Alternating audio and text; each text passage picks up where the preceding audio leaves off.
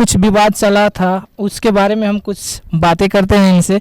क्या हुआ उस वक्त क्या हुआ था? मैं अपने लाइफ में जब से काम कर रही हूँ, ना मैं विवाद में पढ़ना चाहती हूँ ना आगे पढ़ूंगी। जब मैंने गलती देखा तभी मैंने आवाज़ उठाई। मैंने बहुत सारे इंसानों को गलतियाँ को इग्नोर कर देती हूँ, मैं बोलती हूँ जाने दो। ना मैं किसी के बारे में बोलती हूँ ना किसी के लफड़ा में पड़ती हूँ, चाहे कितना भी कुछ ना हो जाए मैं बोलती हूँ जाने दो जाने दो। पर मतलब कितना दिन जाने दे, आज जाने दे कल जाने दे। जब होता है ना कि पानी सर के पार हो जाती है तो कुछ ना कुछ करना पड़ता है। जब इंसान चुप रहता है तो लोगों को लगता है ना अरे बोलती नहीं है, ये बोल नहीं सकती है। पर नहीं, इंसान बोल सकता है, वो बोलना नहीं चाहता है। और बोलो एक ही और लोगों को लगे 100, एक ही बात बोलो पर 100 लगे, इसलिए मैं कभी कुछ बोलती नहीं। पर उस दिन ना मुझे ज़्यादा ही बुरा लगा, क्योंकि उन प्रभु शाह का प्रोग्राम था और उन लोगों के हमेशा का आदत हो गया है, जो लड़की उन लोगों के टच में है उन लोगों को वो लोग बहुत बढ़ावा देते हैं। जो लड़की नहीं है, छोटे छोटे जो आर्टिस्ट लोग हैं, चलिए मुझे तो प्यार मिल जाता है तो मेरा बात छोड़ ही देते हैं। जो छोटे छोटे जो मेरे से हो सकता है कि नीचे काम करते चाहे उधर उधर, हर आदमी को वो लोग एक अलग वो देते हैं। क्या उन लोग के चमटा चुमटी, ये आने वाला है वो आने वाला है, गलत बात है ना। आप अगर 10 आदमी को बुला रहे हो तो 10वें आदमी का सम्मान करो, नहीं बुला रहे हो तो मत करो। हम लोग आज नेपाल से हैं और वो भी नेपाल के हैं, हम लोग अपने फैमिली हुए, घर के हुए। जब अपने घर में हम लोग का मान सम्मान तो बाहर कौन करेगा? लोगों को लगता है अरे घर की मुर्गी तो दाल बराबर, ये गलत बात है। घर में भी मान सम्मान उतना ही होना चाहिए जितना का हकदार है आदमी। मुझे अगर थोड़ा सा प्यार दे सकते हो, मैं जितनी की हूँ उतनी ही दो ना आप। आपको कौन सा हक बनता है कि आप बार बार बेइज्जती करो? वहाँ पे ये मिला के 2 बार हो चुका था, मुझे बहुत बुरा लगा तो मैंने आवाज़ उठाया, बाकी कुछ नहीं था। मतलब आपको उन लोगों ने बुलाया था और उसके बाद में कुछ मतलब आपसे मतलब आपका प्रोग्राम नहीं हुआ कि कैसा? प्रोग्राम नहीं हुआ उसके लिए भी फर्क नहीं पड़ता। वो जो वास्ता होता है, जो इंसान को बैठाया जाता है, जो मान सम्मान मिलना चाहिए, रिस्पेक्ट, हाँ, तो वो नहीं मिला। और मान लीजिए मैंने आवाज़ उठाई इसलिए कि फिर से दोबारा वो किसी और आदमी के साथ ऐसे ना करे, क्योंकि बहुत सारी लड़कियां हो जाती है और बहुत बार हुआ है, रो के चली आती है। लोग अब सब कोई गाली देता है पीछे में, मुंह पे नहीं बोल पाता है। मैंने बोला तू नहीं के ना मुंह पे ना बोल पे, हम बोले काहे कि अगली बार से उन लोग के फिर ये ना गलतियाँ करे, और ये तो क्या कहीं और भी आदमी ना करे। सेम टाइम पे मैं आवाज़ उठाऊंगी, क्योंकि करना है तो अच्छे से करो, नहीं तो आपका कोई हक नहीं बनता है आप किसी का बेइज्जती करो। तो इसीलिए इनके साथ साथ और भी आदमी को बोल रही हूँ, दोबारा अगर किसी ने किया किसी के साथ बुरा तो मेरे से बुरा कोई नहीं होगा। अच्छा, मान लीजिए कि फिर अगले साल कोई प्रोग्राम होगा और आपको इनवाइट किया जाएगा तो क्या? प्रोग्राम बहुत आएगा मेरे पास, बहुत आता है। उनका प्रोग्राम गया तेल लेने, वो नेपाल के हैं और एक अपनापन है, इसीलिए मैं वहाँ पे चली जाती हूँ बुलाए हुए। नहीं तो जो लड़की सीधे 1 लाख 1.5 लाख डिमांड करके जाती है वो बिना बुलाए कहीं नहीं जाएगी। बुलाया गया तभी गए थे। और रहा बात वैसे वैसे प्रोग्राम बहुत है मेरे पास, ज़रूरी नहीं है। और एक चीज़ और मैं मानती हूँ, प्रोग्राम करने से किसी के साथ में एक ढुमका लगाने से कुछ नहीं हो जाता है। काम करना है, मुझे काम करना है। तो आज तो हो सकता है कि प्रोग्राम का तो बात अलग है, मैं प्रोग्राम बहुत कम ही करती हूँ। हो सकता है कि मैं उनके दिन जिनके साथ में उन लोगों ने मेरा नाम नहीं दिया उनके साथ में कहीं एल्बम करके निकाल दूँ, कोई मूवी कर लूँ, क्या पता। समय का किसी को पता है, तो हो सकता है ना। जब मुझे अपने आप पे विश्वास है तो बस।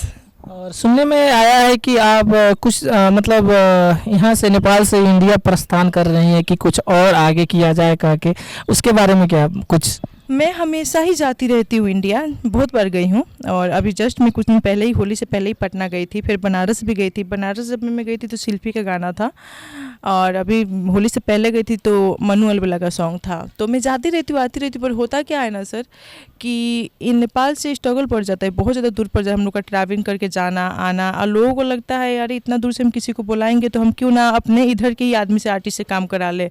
और इंडिया में आर्टिस्ट की कमी नहीं है, बहुत सारी आर्टिस्ट लोग हैं। तो मैं बहुत दिन से जितने आदमी मुझे काम करते हैं साथ में, सबका कहना है कि किरण जी आप इंडिया शिफ्ट हो जाओ। तो इसी की वजह से मैं इंडिया शिफ्ट होना चाहती हूँ। बहुत दिन से सोचते रह जाऊँ, साल भर से मैं सोच रही हूँ। पर हो सकता है कि ये साल में जैसे भी इंडिया शिफ्ट हो, क्योंकि काम तो करना है ना। ऐसा नहीं है नेपाल में काम नहीं है, पर नेपाल में काम है तो आपका नेपाली इंडस्ट्री है, भोजपुरी इंडस्ट्री इंडिया में है, और मैं तो नेपाली में करती नहीं हूँ। तो इसी की वजह से अगर कहीं नेपाली इंडस्ट्री में आपको काम करने का मौका मिला तो करेंगे, पर ज़्यादा इंटरेस्ट भोजपुरी में है। क्यों आपको ज़्यादा इंटरेस्ट भोजपुरी में, मतलब कोई वजह? वजह कुछ नहीं है। हम लोग का जैसे नेपाल से है तो यहाँ पे 2 भाषा चलती है, हर भाषा चलता है, मैथिली चलती है, भोजपुरी चलती है, हिंदी। हम लोग का सबसे अच्छा भाषा है नेपाली, क्योंकि नेपाल का वो है। तो नेपाल में कोई दिक्कत नहीं है, करने के लिए मैं करूँगी। पर जो होता है ना एक भाषा है चाहे वो, तो मुझे भोजपुरी अच्छा लगता है। मैंने शुरू से ही भोजपुरी को ज़्यादा फोकस किया, तो इसी की वजह से अगर काम मिले तो मैं बॉलीवुड में काम मिले तो मैं बॉलीवुड में काम कर लूँ यार, पर ज़्यादा क्या इसी में है। और तो आगे का क्या पता, हो सकता है मिल जाए, भगवान करे कि मिले, पर वो तो देखा जाएगा ना उस पर। भगवान करे या ना, मतलब आपका जो सपोर्टर है, आपका जो फैन है, वो सब आपके लिए दुआ करेंगे। और कमेंट जरूर कीजिएगा कि ये इनको भगवान से दुआ कीजिएगा कि ये जो जा रही हैं कि और भी स्ट्रगल कर रही हैं, इनका स्ट्रगल सफल हो और आप सबको बहुत सारी नई एल्बम मूवी में किरण शाह को हम सबको देखने को मिले करके कमेंट भी करना ज़रूर कि आपको कैसा लगा। और सब किरण जी लाइफ के बारे में और सब कुछ बताइए। जब मैंने शुरुआत किया था तो उस वक्त तो कोई नहीं जानता था। एक भैया थे नेपाल के, ये संजय भैया, उन्होंने मुझे काम दिया था। आप मतलब घर से निकली कि आपको मतलब कैसे कब लगा कि हम ये मूवी में काम करें या सॉन्ग में काम करें, आपको ये इंटरेस्ट कब निकला? मैं जब छोटी थी तब से ही मुझे मन है काम करने का। मैं जब फिल्म उलिम देखती थी टीवी में, तो मैं बोलती थी, उस समय बच्ची थी, बोलती थी ए देखो ना टीवी में बोला ही थी, बाहर निकल जाते ही मतलब याद आता है किसी को बोलते थे ना टीवी में आप बोली रात से पायरे नीच की हाल से यार, मतलब कुछ भी होता था ना, तो ये सब। उसके बाद मुझे भी मन था कि मैं भी काम करूँ। उसके बाद मैं दिल्ली गई थी कुछ दिन को पहले का, जब मेरा शुरुआती था तभी के बात है। कुछ मेरे घर पे कुछ प्रॉब्लम हुआ था शायद, कि मतलब दीदी को कुछ हुआ था, उतना याद नहीं है, तो दिल्ली गई थी। दिल्ली से जब मैं आई तो एक मेरी यहीं पे एक दीदी है जो बीरगंज में ही रहती, हाँ, तो मैं उधर से आने के बाद उनसे मिलने गई कि शायद मेरा मुलाकात हुआ। तो वो कहीं पे शूटिंग पे जा रही थी, वो छोटा छोटा एल्बम करती थी, वहाँ पे उनके साथ मैं देखने के लिए चली गई। मुझे नहीं पता था कि वहाँ पे, मतलब मुझे देखना था कि गाना किस तरह से होता है। और तो वहाँ पे जब मैं गई तो वहाँ पे एक भैया थे, संजय भैया, उन्होंने बोला कि गाना करवा। मैंने बोला कि हाँ करीम। अब मुझे ना कैमरा पता था ना कुछ, एक होता है ना वाह, मतलब करीम करीम क्या एक अलग सा वो था, अलग सा एक फीलिंग था कि मैं करूँगी। तो मैंने बोला हाँ करीम। तो मुझे एक साइड सॉन्ग मिला जिसमें होता है ना घूमना फिरना, गाना बजता है, रोना धोना।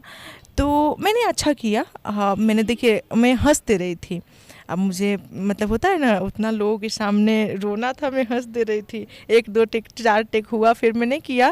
वो गाना अभी भी हो गया मेरे पास, वो मेरा लाइफ का सबसे शुरू का गाना है। और मैंने शुरुआत एल्बम से किया, एक साइड सॉन्ग से। उसके बाद में मैंने भक्ति सॉन्ग किया, उसके बाद मुझे चिंटू जी के साथ काम मिला। तो ऐसे ही चलते गया चलते गया। जब बाद में मेरी फैमिली को पता चला उस वक्त, क्योंकि मैं घर से निकल के दीदी के पास गई थी और मेरे साथ में भैया लोग भी थे, वहाँ से जब मैं आई तो मैं बोली कि मैं दीदी से मिलने जा रही हूँ।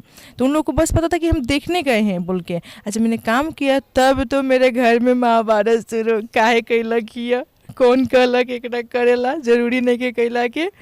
तो फिर सपोर्ट मिला थोड़ा थोड़ा। अब मैंने खाना पीना छोड़ दिया, तो मैंने बोला था हम करबे करें काम, ठीक है। उसके बाद में धीरे धीरे एल्बम मिलने लगा मुझे। तो भक्ति सॉन्ग ज़्यादा करते थे तो कोई प्रॉब्लम हुई नहीं मुझे।